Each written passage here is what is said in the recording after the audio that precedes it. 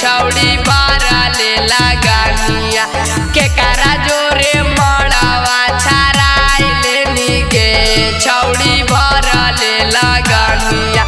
Singer Saurabh के कैसे अपन दिल से निकाल देनी गे छौड़ी भरा ले लगानिया।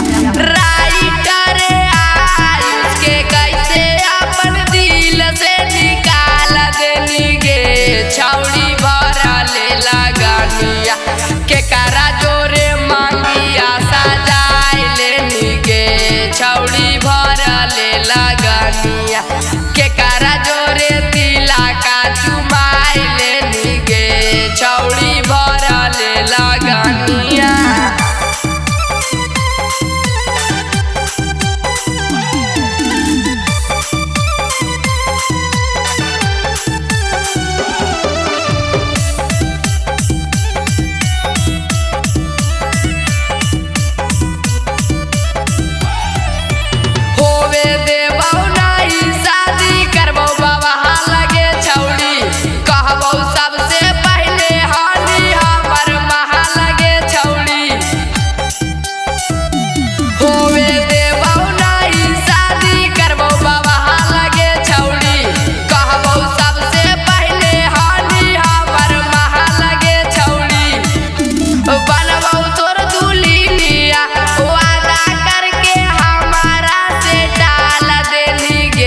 छौड़ी भरा ले लगानिया।